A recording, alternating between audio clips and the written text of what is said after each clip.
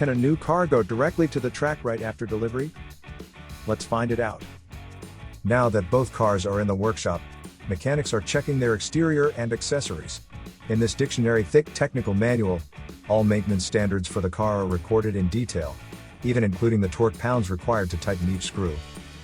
It should be noted that when the 992 GT3 Cup was shipped from the factory, it was installed with a 992 GT3 streetcar exhaust in order to reduce the noise level. However, in order to make the exhaust smoother during a race, cars usually adopt a straight-through exhaust. So this exhaust pipe needs to be replaced first. Technicians need to inspect and tighten the entire vehicle components in strict accordance with the standards. The first thing to do is to adjust the chassis. Every bolt on the chassis needs to be checked and tightened according to the technical manual.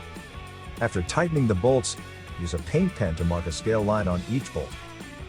Due to the harsh working conditions of the car, there may be low-frequency vibrations of the engine or gearbox when driving on the track, or there may be a huge impact from the road shoulder when cornering. Therefore, the mechanic needs to mark every bolt so that even the slightest looseness can be detected after every race. Even in future use, if you find that the scale line exceeds the previous mark after tightening the screw according to the standard pounds, it can indicate that the bolt has metal fatigue and also needs to be replaced. Next up is the fuel tank.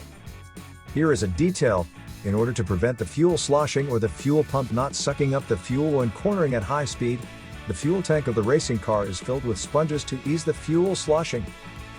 Here, in order to prevent the blockage of the oil circuit, the technician will disassemble the entire carbon fiber explosion-proof oil tank to check the pipeline and clean the oil pump.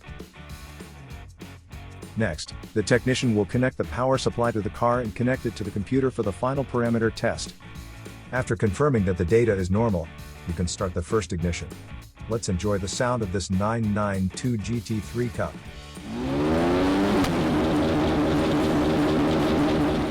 Turn off after the first ignition, check the data during engine operation, and then run the ignition again for 6 minutes and test the shift mechanism.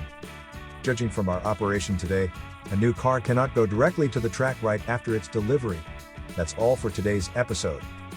If you want to learn more about the technology of racing cars, let us know in the comments section. If you like this video, don't forget to like and subscribe. I'll see you next time.